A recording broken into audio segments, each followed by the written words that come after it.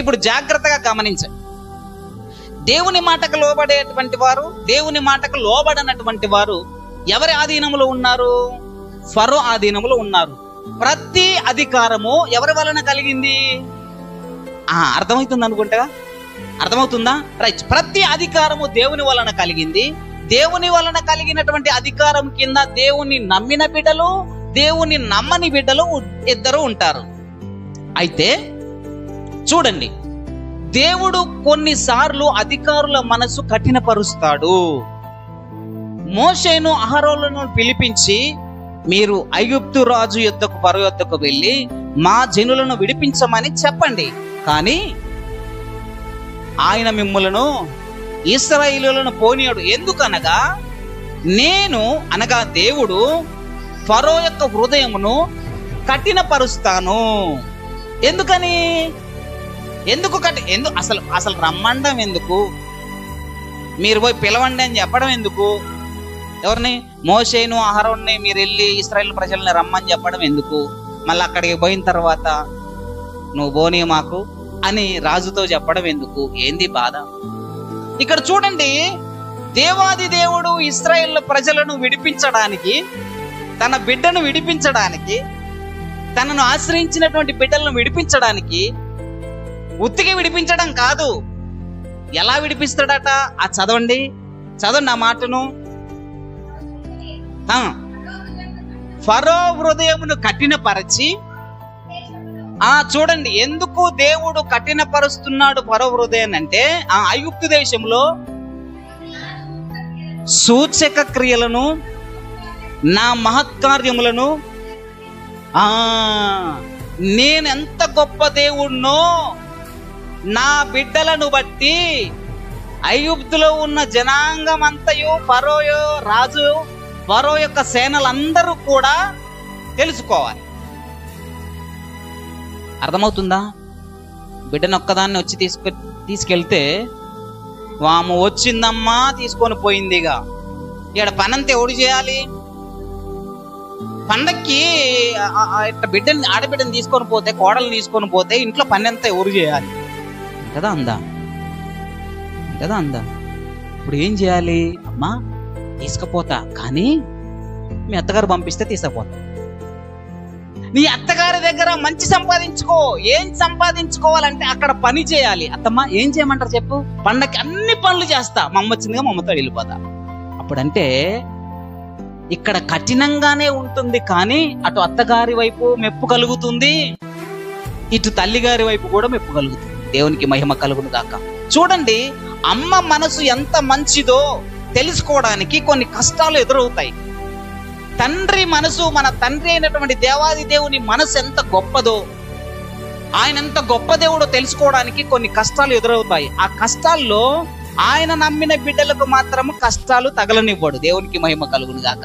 చూడండి, అక్కడికి వెళ్ళి ఫరోతో మాట్లాడితే ఫరో పంపించను అని అన్నాడు. ఎందుకు పంపించను అన్నాడు అంటే, దేవాది దేవుని యొక్క గొప్పతనం ఏంటిదో అక్కడ కనపడాలి కాబట్టి. ఊరికే తీసుకెళ్తే దేవుని గొప్పతనం ఎలా తెలుస్తుంది? ఇంత నా కోడల తల్లి ఇంత మంచిది అని అనిపించుకుంటే వచ్చి తీసుకొని సరిపోయిందా? కాదు కదా. 2 రోజులు ఉండి, మీ అత్తగారు పంపించదులే గాని, ఇగో నేను మీ అత్తగారితో మాట్లాడతా, 2 రోజులు ఉండి నీ పని, మీ అత్తగారి పని చేసి నిన్ను తీసుకొని వెళ్తా అంటే, అబ్బా మా అమ్మ ఎంత మంచిదో. ఇప్పుడు ఎవరికి బాధ కలగలేదు? బిడ్డకి బాధ కలగకుండా పంపించే ఆమె అత్తగారి మనసు బాధ కలగకుండా ఈ తల్లి ఇద్దరిని మెప్పించి బిడ్డని తీసుకొని వెళ్తారు. ఇప్పుడు దేవాది దేవుని గొప్పతనము తెలుసుకోవాలి అంటే ఆయన హృదయం కఠినం అవ్వాలి, దేవుని గొప్పతనం తెలవాలి. ఎవరి వలన తెలియాలి? ఎవరి వలన? ఇశ్రాయేలీయుల వలననే తెలియాలి. వీళ్ళు ప్రార్థన చేస్తున్నారు, ప్రభువా మమ్మల్ని విడిపించు, ఈ కష్టాన్ని మేము భరించలేము, మాకు రోజు రోజు కష్టం ఎక్కువనే చెప్తున్నారు తప్ప తగ్గట్లేదు ప్రభు అంటే, ఉండండి, మీ ప్రార్థనకు సమాధానాలు ఉన్నాయి. మీరు కష్టపడే కష్టానికి నా నామము అత్యధికముగా మహిమపరచబడుతుంది.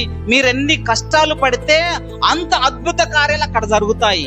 మీరెంత కష్టపడితే అంత ఆయన మనసు కఠినమయ్యి అద్భుత కార్యాలు జరుగుతాయి.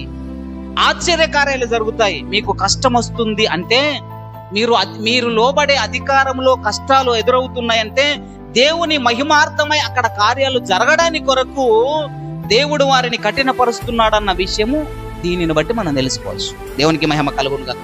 అర్థమవుతుందా? మీ అధికారులు మిమ్మల్ని కష్టపెడుతున్నారు అంటే, ప్రభువా ఎందుకయ్యా నిన్ను నమ్మినటువంటి బిడ్డలను అన్యుల చేతి కింద బాధ అనుభవించే వారిగా చేస్తా అంటే, నేను ఎంత గొప్ప దేవుడునో నిన్ను బట్టి వాడికి తెలియాలి. అర్థమవుతుందా? నేనెంత గొప్ప దేవుడునో నువ్వు అనుభవిస్తేనే అక్కడ నుండి అద్భుత కార్యాలు చేసి నిన్ను తీసుకొస్తా, తర్వాత వాడు కనపడుతుంది. లోబడితేనే పర్వాలేదు, లోబడకపోతే నామరూపాలు కూడా ఉండవు అని ఎగ్జాంపుల్ దేవుడు చూపెట్టాడు. దేవుని సార్వభౌమత్వ అధికారం ఎలా ఉంటదంటే అలా ఉంటది. ఎలా ఉంటది? ఒకడికి లోబడ్డు. ఫరో ఎవడు? ఫరో చేతి కింద నా బిడ్డలు కష్టపడడం ఏంటి? వాడిని వాడి సంతతను వాడి సైన్యాన్ని నామరూపాలు లేకుండా చేస్తా. చేసేటప్పుడు ఉత్తిగే చెయ్యను, అద్భుత కార్యాలు చేసి వాన్ని మట్టి గరిపిస్తా. అర్థమవుతుందా? ఎందుకు ప్రభువా మా ఇంట్లో ఎంత కఠినం చేస్తున్నావంటే, లోబడట్లేదు. లోబడకపోతే మార్చరాదా ప్రభు అంటే, ఇక వాడు మారడు. ఎందుకు ప్రభు అంటే, అద్భుతాలు జరగాలి కదా, ఆశ్చర్యకార్యాలు జరగాలి కదా.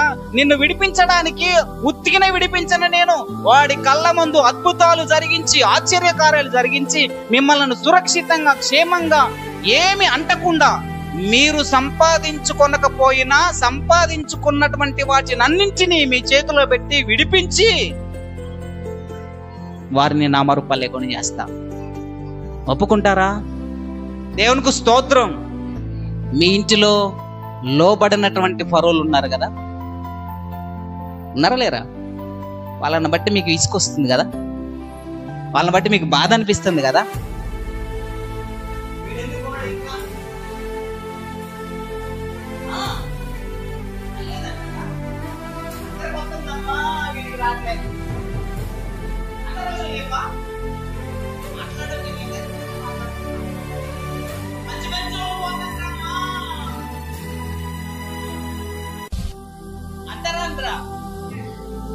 వారి ముందు నిన్నెందుకు ఉంచాడో తెలుసా? ఆ కఠినాత్ముల మధ్య నిన్నెందుకు ఉంచాడో తెలుసా? చెప్పండి, ఎందుకు ఉంచాడు? దేవుని గొప్ప కార్యాలు నీ ముందు జరిగించడానికి. నీ మీద ఈగ కూడా వాలదు. నువ్వు అనుకుంటా నాకు ఇంత కష్టం అంటే అది పెద్ద కష్టమే కాదు, అంతకంటే రెట్టింపు కష్టాలు ఎదురుగా ఉన్నటువంటి వాళ్ళు అనుభవిస్తారు. నువ్వు చూస్తా ఉండు, వాళ్ళని చూస్తా ఉండు. నువ్వు అప్పటి వరకు నువ్వేం చేయాలి? ఓపిక పట్టాలి. అప్పటి వరకు నువ్వు సహించాల్సిందే.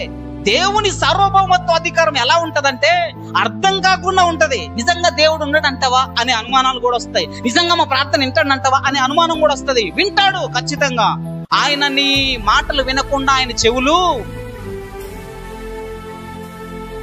మరి మాట్లాడరేంది? ఆయన చెవులు మందం కావు. ఆయన మాట్లాడే దేవుడు, వినే దేవుడు, సమాధానం ఇచ్చే దేవుడైన దేవునికి మహిమ కలుగును గాక. కాబట్టి కఠినాత్ములైనటువంటి వారిని బట్టి మీరు చింతపడమాకండి.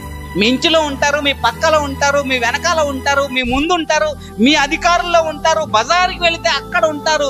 మూర్ఖులైన వారు ఎప్పటికీ ఎక్కడో ఒక్కడ మీకు ఎదురవుతూనే ఉంటారు. వారిని బట్టి ప్రభువా ఫరోలాగా వీళ్ళకి గతి పట్టించకయ్యా, వీళ్ళని మార్చు ప్రభువా అని కాస్త నవ్వుకుంటూ వారి కోసం ప్రార్థన చేయండి. అర్థమవుతుందా? ఆ కఠినాత్ములను బట్టి మీరు బాధపడకూడదు, కాస్త నవ్వాలంతే. ఏంటి ప్రభువా, ఆ యోధా ఇస్కరియోతులాగా ఈ కఠినమైనటువంటి మనుషులు ఇలా అయిపోతారేమో ప్రభువా. అయ్యో పిరికోళ్ళు, అయ్యో మూర్ఖులు, తెలివిలేనటువంటి వారు, అంధులైనటువంటి వారు, ఇంకా దేవుని ప్రేమను తెలుసుకోలేకున్నా వారి హృదయాన్ని ఇంకా కఠినపరుచుకుంటున్నారని మీరేం చేయాలి? వారి కొరకు ప్రార్థన చేయాలి. దేవుడు ఆ చెరలో నుండి మిమ్మల్ని విడిపించేంత వరకు ఆయన చేతి కింద దీన మనస్కులే ఉండాలి. దేవునికి మహిమ కలుగును గాక. హల్లెలూయా.